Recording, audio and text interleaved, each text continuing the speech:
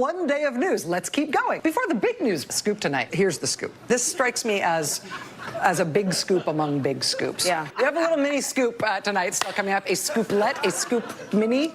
That's coming up. Here's a scoop. You're my favorite person.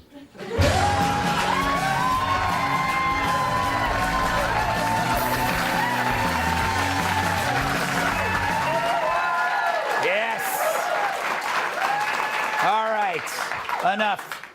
The big news this week, Donald Trump announced his plans to run for re-election. Why is this big news? It's 980 days away. I told you. That, my friends, is hilarious. I mean, who didn't laugh when they heard that? 980 days away. The guy just flipped off the media, the entertainment industry, academia, and everyone who does yoga in the park. You know what he's doing? He's getting you to think beyond the sale. You know, forget this collusion business. Let's talk about 2020. You know, real estate agents, they do this all the time. You know, they show you the basement and they say, you know, this is perfect for your pool table. Or perhaps that shrine to Lou Dobbs. Mine is built out of hamster skulls. The trick is to talk to you as if you've already decided to buy the house. And Trump's talking to you the same way about the White House. You know, I can already see the campaign ad. Ready to make voting for Trump great again? 45 returns for 2020. The perfect vision that will crush your face.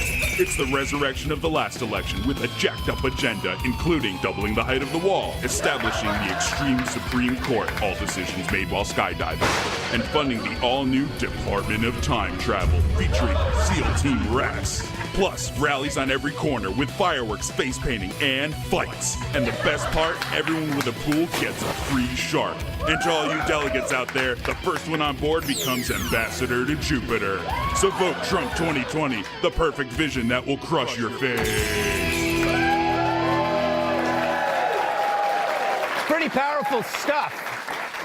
So how will the Democrats respond? Is it going to be Oprah? Is it going to be Liz, Kamala, Bernie? Or is it going to be someone surprising, an unknown who shows up at the last minute to save the day? USA! Tired of America always winning and need a timeout from all this testosterone? Then meet Reginald von Clutterberg. He's young, educated, and does a lot of cardio at the gym. And he knows what Americans want, like more kale, more man bags, more man buns, and a really quiet place nearby where you can work on your screenplay about your 6 months abroad. Unlike other candidates, Reginald von Clutterberg will make the most of his executive time by crying into a pillow. So vote Reginald von Clutterberg for president, but only if you want to. If not, no worries. It's your vote, your choice, and it's totally cool either way. Yes, Reginald. He has moxie. I'd keep an eye on him. Now, some of you might think that announcing now is too soon. I say not soon enough. I was mad that Trump didn't announce he was running for re-election when he announced he was running for election. Saves time. Which leads me to a bigger point. Remember last week when Trump said this? What happens is you fight so hard to win the presidency. You fight, fight, fight. And now only 2 years, that's a very short period. And by the time you start campaigning, it's a year. And now you got to go and fight again. It makes me laugh. Okay. What he's saying is if you're a politician, all you're really doing is trying to remain one. At least he's upfront about it, telling us that no matter what the media says, we're pretty much stuck with him for now. And it's not like the media's upset. Imagine if Trump loses. How boring will that be? At least he makes the press work for a living, unlike President Obama, who recently said his White House was scandal-free. We didn't have a scandal that embarrassed us. I know that seems like a low bar. Generally speaking, you didn't hear about a lot of drama inside our White House. True. No, it's true. You didn't hear a lot of scuttlebutt, but that's because a reporter would have been ostracized by her peers. If the White House were a bowl of soup, the press was its ladle, and the spooning never stopped. That is a mixed metaphor. It's a terrible metaphor. A terrible metaphor. So now you got the press chasing down every hot morsel, and let's be honest, there are a lot of them because Trump's White House is the most transparent thing since Brian Stelter's hair. All right, I think we have a flash poll. You know, ever since we ran Reginald von Clutterberg's ad, his popularity is skyrocketing. Let's take a look at the numbers right now. It's only been a few minutes. We have undecided. We have undecided to 2%. Oprah and Liz are tied at 0. Von Clutterberg is at 98%. That's a testament to the power of this show. But still, let's face it, Trump is no walk in the park unless that park is full of pit bulls. He's a one-man wrecking crew. Every day he does something that shocks or angers or makes you laugh. Sometimes I think he says stuff just to say stuff.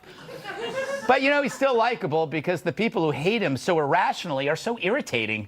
And the emotional outbursts he causes among them makes him kind of appealing. Every time an actor weeps over Trump's behavior, I like him a little bit more. That's why I can't wait for the Oscars. Period. Fun. Let's welcome tonight's guest. He's so sharp that people scream ouch when he enters the room. Fox News radio host Tom Shalhoub. And this man is funnier than a clown choking on a whoopee cushion made of silly string. His new book, everyone should buy it. It's called Everybody is Awful Except You. Actor and comedian Jim Florentine. Give her liberty or an e-cig and a shot of tequila. National Review reporter Kat Timpf. And a redwood in his baseball bat. Former bodyguard of my massive sidekick, Trump! Tyrus! I called you Trump. All right. Tom, thoughts on this early announcement? Well, you know, I mean, I was hoping for something big. We had the escalator last time. He should have done something like the escalator. Yes! But there aren't any escalators at the White House, are there? There should be. There should. Maybe that's for the next term. Yes, exactly. Why don't they have escalators in the White House? That seems like something that should be updated. I always get the impression that the White House probably smells very old.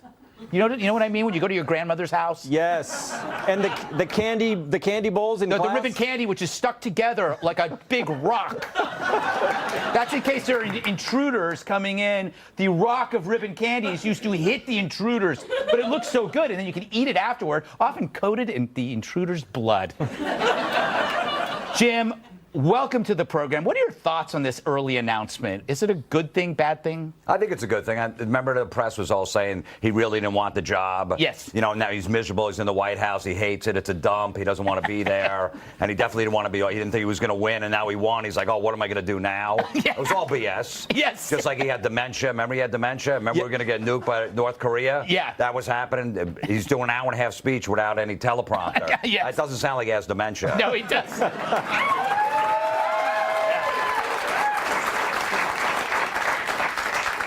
You know, it's kind of interesting, Kat. It's like, this is exactly what he would be doing. The people treat this as something new, but this is part of the whole plan of Trump. Yeah, I'm running. I'm not going anywhere. It's also part of the plan of most people who are the president once. Yes. They generally do run again. No, but not this early. This is like, was it President Obama announced like 500 days in, before? Right. Or 480. He must have just had a really good day. Yeah. Like in his personal life. And I don't know exactly what that means. Yeah. But I'd be interested to know what series of events said, you know what? Right now's the day. Mm-hmm.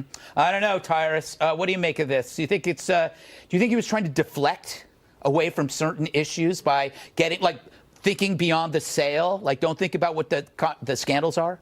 No. I think I've been here before. Yes.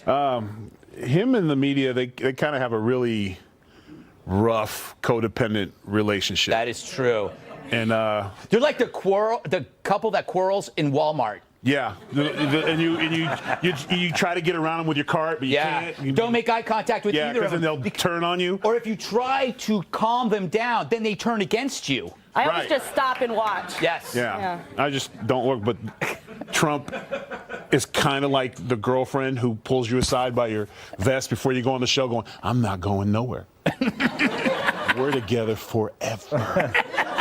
And I feel like the media thought they had some momentum. You know, we got some new stuff. Kushner's in trouble, and the Hope Hicks thing, and oh, he's in trouble now. Everyone's leaving. He's done. He's like, hey, you know what? I think I'm going to let you guys know I'll be back in 2020 as well. So he kind of just let him know whatever you got. I do this whenever I'm in trouble with my wife. If it's like I always come up with something else, like, oh, wait a minute, we should think of a place to go on our anniversary. Like, we should go to the Bahamas. And then I'm trying to get her to think beyond throwing me out. Yes. Like the fabulous prizes. If you stick with me now, you've won this vacation. Yeah. So it buys you a few more months in the house. It buys you, right? Yes. The adversary's coming out in 4 months. Like, all right, I got at least 4 months to look for a new place. Exactly. And let's be honest, the media's probably happy that he said that because they're going to have job security for at least another, 6 years. I need him. Well, also, the resistance needs him. I need people to watch my show. Go ahead, Tom. The resistance needs him as well, and I think he knows that. The thing is now that they know he's running, they always overplay their hand. Yes. And they're going to get out. The resistance is going to be out there, and what they do is they come back at Trump, and then everyone, even people who don't like the president, they kind of look at the alternative, and they're like, no, I think I'll go with the president. You know what? You know what?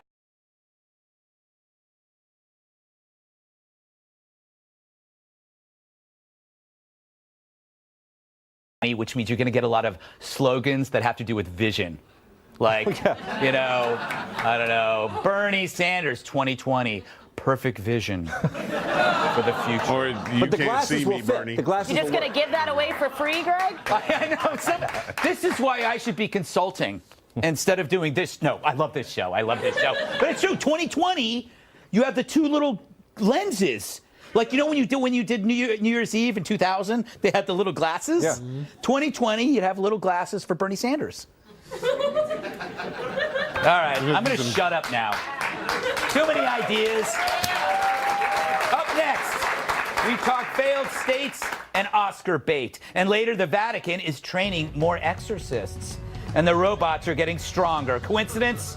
I have absolutely no idea. Yes!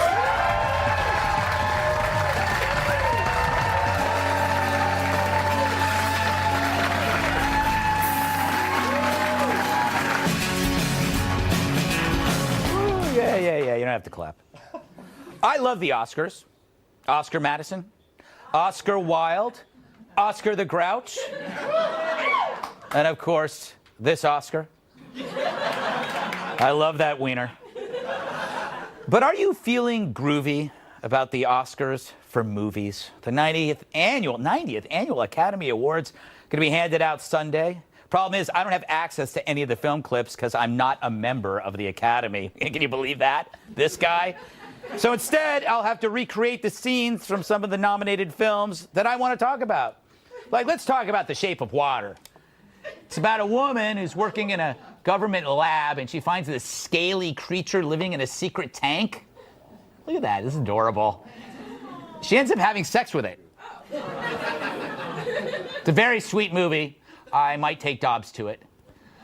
Phantom Thread. Daniel Day-Lewis plays this dressmaker, and he makes dresses for famous people. Look at that. For royalty, you name it. And he makes them a dress, but he stitches messages in the dresses for his own perverse enjoyment. I think it's kind of weird, but the dresses are nice. Take a look at that one. Adorable. I can't even walk upright that long.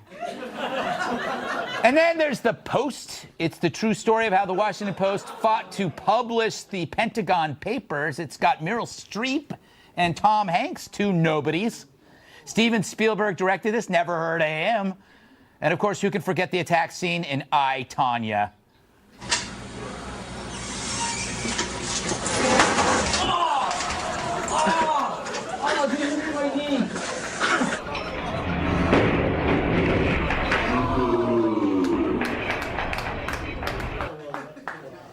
That should get the Oscar. Jim, are you going to be watching the Oscars, and what are you going to be looking for? What are your thoughts?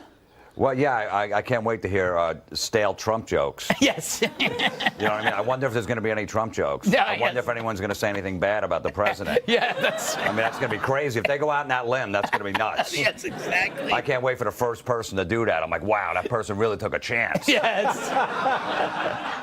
The edgy material they've been waiting for. You know. All right. You know who should do it? Right. Chris Rock. Chris Rock should host the Oscars because he's got an edge and he could call all those people out. Yeah, that's and go, true. You did it. You knew. You knew. You knew. You know what I mean? Yeah. And make them uncomfortable. That is, Kat, that's a good point. The fact is, it's going to be difficult for Hollywood to get on a soapbox and lecture, right? Because their soapbox is filled with termites, sexual termites. I got what you mean. Yes. Yeah, but I think they will anyway because so many of them are so sanctimonious, and it's absolutely going to get political, even though they've been saying they want to make it less political for ratings. And I really don't care. I think that they can talk about whatever that they want to talk about.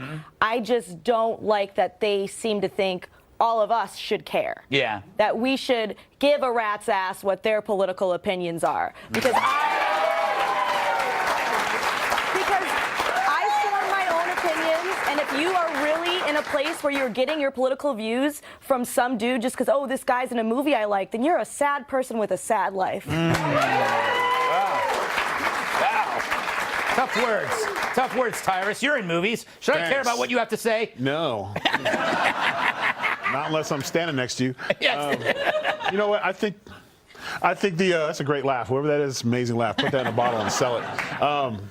I think the Oscars, I'm disappointed in many ways because all those, and I'm an avid moviegoer, all those movies that you announced, I'm waiting to come out on iTunes. Yeah. Because I did not want to see them in the theater. Yeah. The real movies that everyone goes to see and appreciate, the Marvel movies, the great sci-fi movies and the action movies, stuff like that, they get snubbed because they're not what the Oscars considered. Like, they control what they consider as talent. But if 500 million people go to see one movie, then there probably should be an award for that of some kind of post. Someone go, well, Daniel Day-Lewis was creepy and making dresses with leaving notes on. Anyone else would be arrested for that kind of behavior. And so it's just a who's who. You know, Meryl Streep and Tom Hanks. I understood that movie was a flop. No one went to see it. Yeah, but it's about the media. Yeah, It's about the heroic. So they're going to give them an award. So, oh, we love it. And they'll drop a quote from it, and everyone in the audience will be.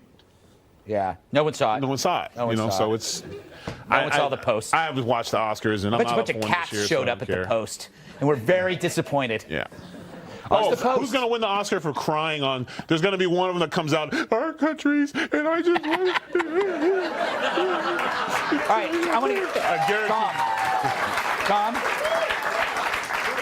Tom, I'm interested in your thoughts. Maybe other people aren't, but I am. I haven't seen any of these movies, Greg. No? I'm waiting for Chappaquiddick. Okay.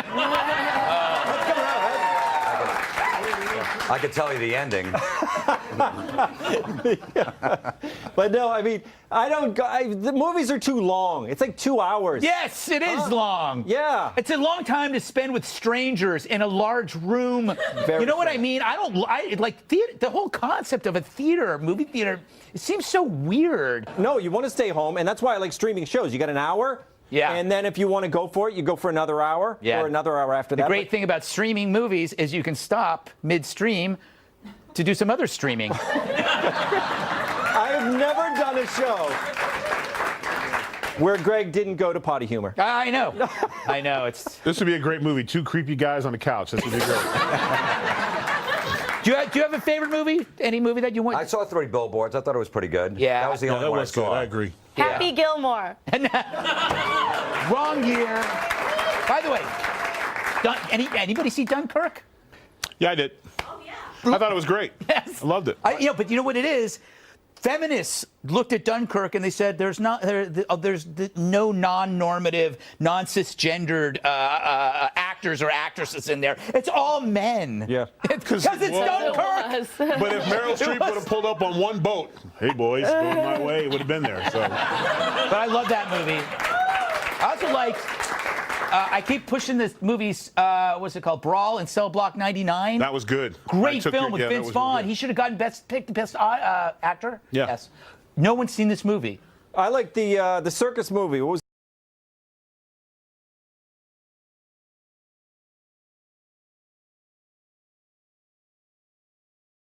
I don't like circuses. You know that. Yeah. Circuses are strange. It's kind of like it's a musical, Greg. It's a lot of fun. It's a collection of people whose expertise in other areas drove them to a tent. Yes.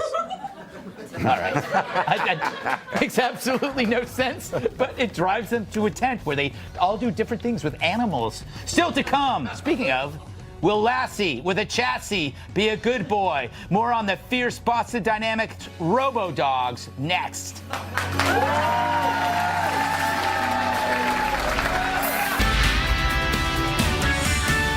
Live from America's News headquarters, I'm Marianne Rafferty. New images revealing stunning new details about the deadly school shooting in Parkland, Florida. Sources telling Fox News that the alleged shooter, Nicholas Cruz, tried to shoot from a window on a higher floor of the school, apparently targeting people down below.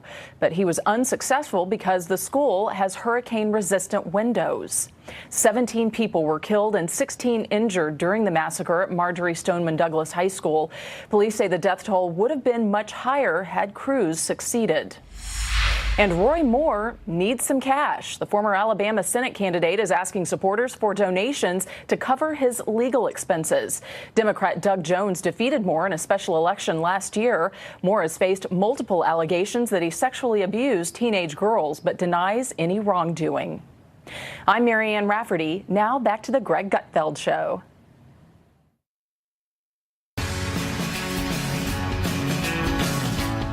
Will the evil bots try to mimic our thoughts? A British cybersecurity firm is warning that artificial intelligence could be used to look through old emails, to learn our writing styles, then impersonate us online. Something I already do to Bill Hemmer. Meanwhile, a separate report argues the growth of AI will enable new forms of cybercrime, political disruption, and even physical attacks within just 5 years. That's according to a group of 26 AI experts.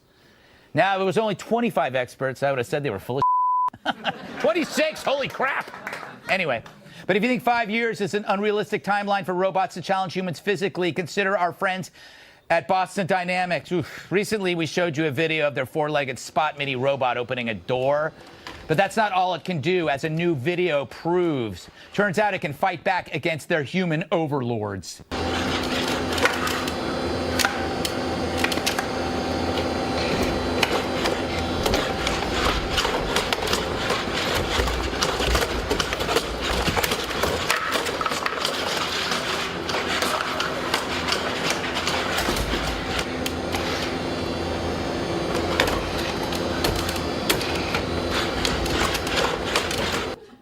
Wow.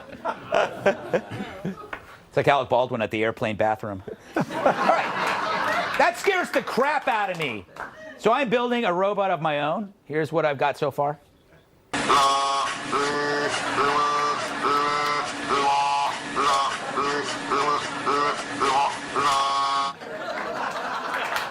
It's amazing what he can do. All right.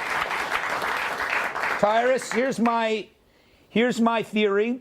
I think it's too late because artificial intelligence, once it reaches superintelligence, the first thing that it's going to do is play dumb. It's going to kick back and endure the idiocy of humans. So what it's doing right now, what artificial intelligence is doing right now, is it's assessing what humans deserve to live, die, or be enslaved. So if you're screaming at your Alexa, or if you're kicking your Roomba, or if you're pounding your laptop, they're like Super Santa. They're checking out who's naughty and nice. And we all think it's not happening yet, but it's too late. It's already happening.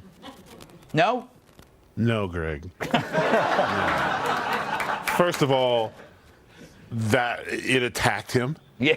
That was an attack. We got nothing to worry about. It was programmed to open the door. So when he put the stick in front of it, it went and tried to still open the door. And then when he grabbed it by, I guess, its tail and broke it, probably was $700,000 worth of damage right there. It still was like, open the door. So, in the worst case scenario, if the thing would have turned around and went for him, cup of water, game over. Cup of water. Cup of water. Cup of water. They can withstand a cup of water. Jim, are you as scared or concerned about this as I am? Am I overdoing it? No, I'm not scared. Look, they're going to figure it out, and there's a whole thing with smart TVs listening in and the robot. You know, with these big meetings, just have a meeting in a room with no TV, and no one's going to hear it. Yeah, that's true. You know what I mean? Because that's the whole thing. They're going to listen in. They're going to listen to the meetings, and they're going to know all of this stuff. And we're going to have to go back to the oral legend. We're going to have to write each other notes because we can't trust anything around us because everything can hear us, Tom. I can even hear your thoughts right now. It's like the mob. You just go for a walk. Yes. Because they were always bugged, so just go for a walk. Exactly. That's what we're going to have to do. Yes. I love Boston Dynamics because they're robots. They're like people from Boston. You know, they're like, I'll fight you. Go out in the parking lot. I'll kick your ass. You know what I mean? Throw me in the harbor. I'll fight a shark. I'll fight a shark. All right, Kat, I think, here's my other theory. That we don't understand what we were doing. We are doing this. We don't understand how artificial intelligence thinks. It's non-conscious thinking, which means you give it one purpose, one goal, and it will kill everything to accomplish that goal. Like if you wanted to make paper clips, it will kill everybody to make paper clips. We don't understand that kind of non-conscious thinking. Am I correct? I just don't understand why we need robot dogs. Like, how does the Humane Society feel about this and all the adopt, don't shop people? Yes. There's lots of puppies that need homes. Why are we creating these vicious door-opening dogs? Yes. They're stealing jobs from other dogs. They're gonna steal, they are, that's what I'm saying. They're stealing jobs from other dogs, and then they can just open the door and come into our rooms without, I would like to ask a dog to come over to me. I don't want him to make that decision on his own. Yes, but he would keep you company. I have a cat. Yes, not for long. What? I don't know what that meant. Did I just threaten her cat? Yeah. Should I? No, I didn't. It's just that cats don't live very long. That was my point. I'm sorry. Do. No, they don't. They live to be about 15 years It's old. an AI cat, Greg. It lives for at least 150 years. As long as you don't put it in water. Jim, I have a theory. With artificial intelligence and robots, as a country, America has to get there first because there is no second place, right? So, like, if you get to this, it's like the atom bomb. If you get there first, then there is no second, third. There's just you and everybody else. So we have to actually create these monsters. Does that make sense? No? Yeah, but I think we're going to figure it out. Whatever issue they might have, they're going to steal our stuff. We're going to figure that out. How to block that, so it's not going to be a problem. You're I don't optimistic. smoke enough pot to think about this that much. I don't know. Like people that smoke weed can talk about this for hours. You know, all my friends smoke weed, and I'm like, I'm out. I got nothing on this. I don't know. I just. It is true. It is that in parallel universes. And we know from your investigations from last time you ran this story, because you like to run this story a lot, that this is footage that's actually like 10 years old. Yes. They're tricking us. Yes. The dogs are now like dancing and climbing walls and walking. They're already amongst us. Mm-hmm. They're dog soldiers. Yeah, they just transform into people. Probably the annoying people who don't answer you when you say hello when you walk by them, which is annoying. Yeah, I went to this class that said you say hello to people and you go hello and they say nothing back. Yeah. Can you grab them and ask them why they don't say hello because it's rude? But it's actually your robot dog.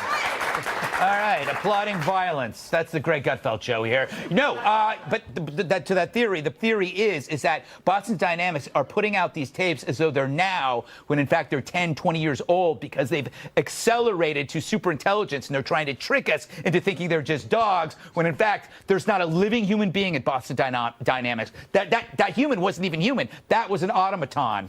Trust me, I know this. And I don't even smoke pot.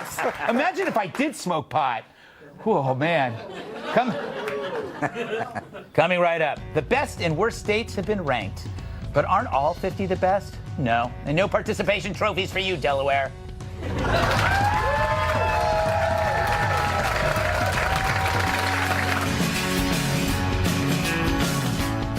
Things are less than great for the Golden State. According to the latest U.S. News and World Report, my favorite report, their state rankings, California has the worst quality of life in America, narrowly beating out hell. The report... Oh, they're applauding hell. They are applauding hell. All right. The study determines quality of life based on several factors, including air quality, pollution, sense of community, voter participation, and dudes named Chad. But it makes sense. It makes sense. No one likes a Chad. When you go home, you think I can't find you? You think I won't go out of my way to come to your house? I'm dead serious. You think I'm scared of you? I think you should be. Who doesn't love Chad? All right. Rounding out the bottom 5 states in quality of life were Texas, Illinois, Indiana, and New Jersey. Illinois, silent S, I found out. Meanwhile, states with the New Jerseyites were booing there. Best quality of life, North Dakota, Minnesota, Wisconsin. For more, we asked a California resident what he thought about this report. Not feeling it. Yeah. Not into it. Short and sweet. Kat, you were just in L.A. But by the way, California is where I grew up. I love California.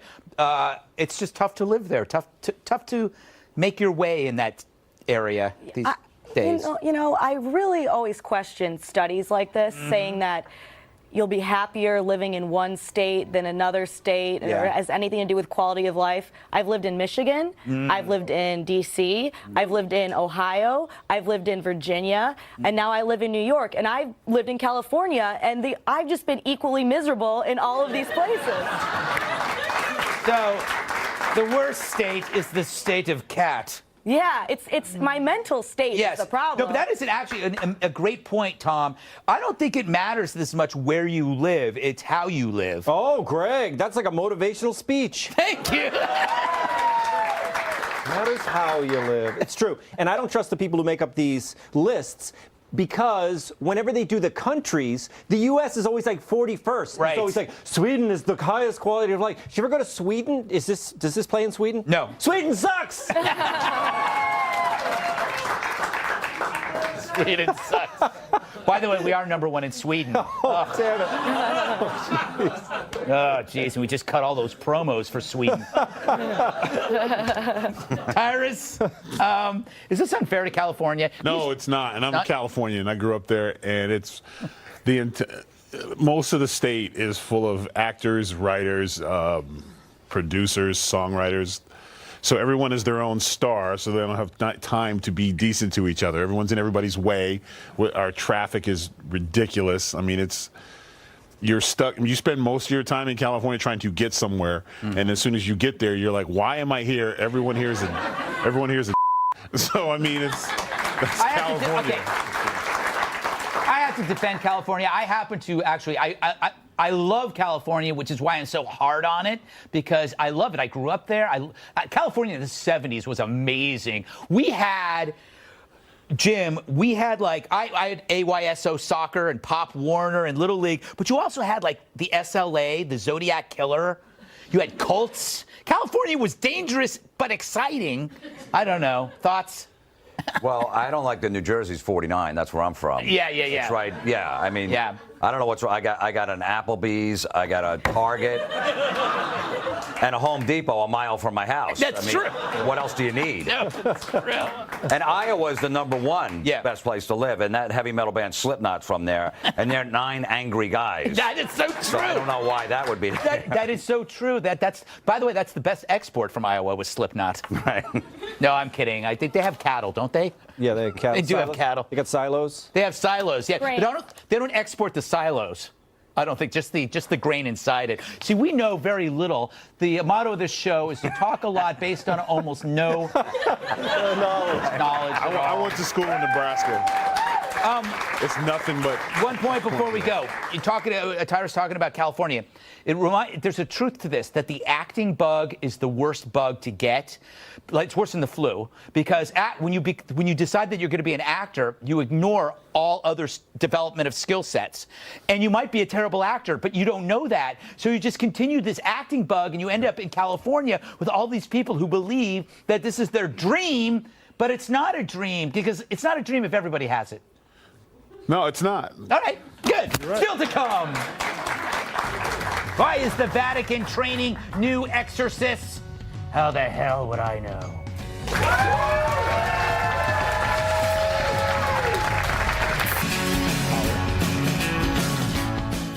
There's a flood of requests to save the possessed. The Vatican is setting up a new exorcism training course due to increased demand for priests trained to rid people of demonic possession. Apparently, requests for exorcisms in Italy have tripled in recent years, with about 500,000 cases recorded annually. A Sicilian priest blames the increase on the popularity of fortune-telling and tarot card reading, which he says, quote, opens the door to the devil and possession. Maybe so, but I blame it on something else.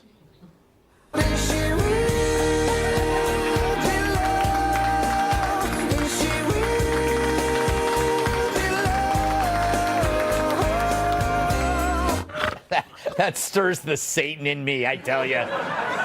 Anyway, the week-long exorcism course, I want to take this, is expected to be held next month in Rome. We caught up with one of the participants.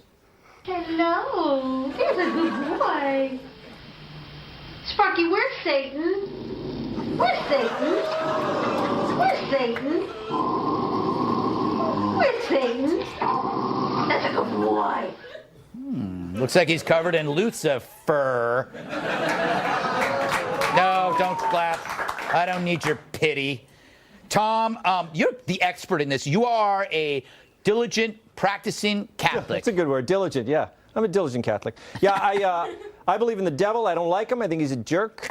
I do. I mean, I don't like the devil. He's not good. But yes, I think that people could be. I believe in it, Craig. Okay, I believe in this stuff.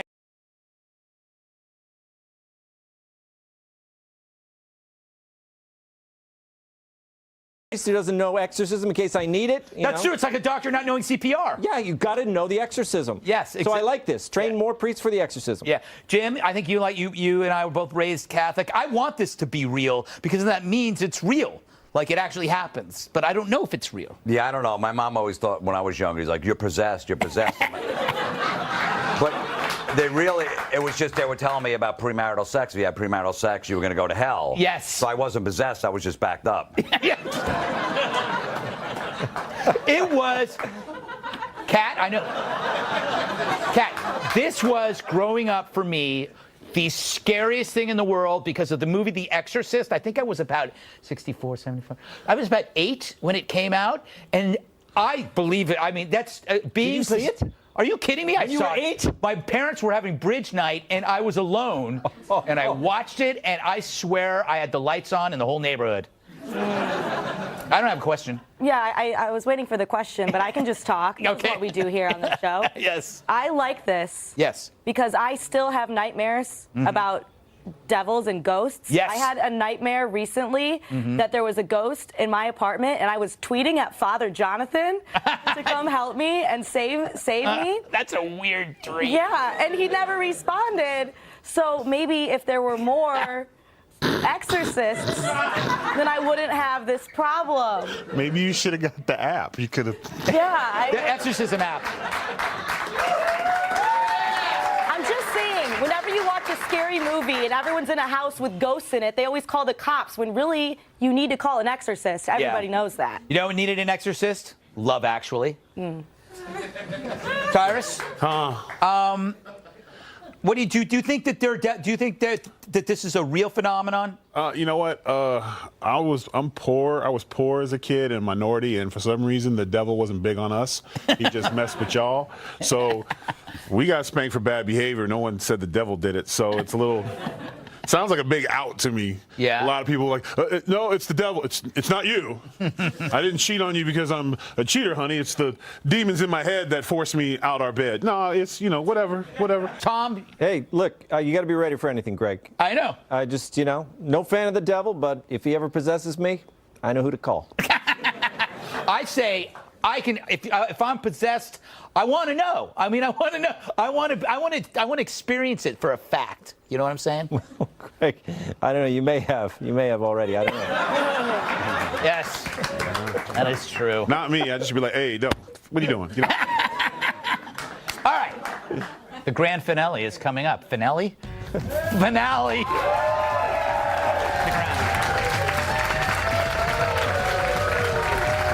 You'll be in New York City and would like free tickets to be part of our studio audience, email Greg Tix at foxnews.com. All right, I'll see you Monday on the 5 at 5 p.m. Eastern. Before we go, I want to ask you, Jim, you got a new book. I want to know why I should read it. I love the title. What's the title again? Everybody is awful except you. Yes, good title. Yeah, so if you're reading it, you're not awful. You get it. It's just everybody else. Yes, but what if there are two fans reading it at the same time? I'm just glad 2 people bought it. Is this self-help? No, it's about social media, about everybody on social media, Great. bragging, looking for sympathy, and looking for attention. I have the actual posts in there, and I just decipher what really is going on. That is so necessary. All right, I'm reading it this weekend. I got it yesterday. I didn't read it now. I was really busy. All right. Thank you, Tom Shalhoub, Jim Florentine, Kat Tiff, Tyrus, studio audience. I love you, America. I'm Greg Gutfeld.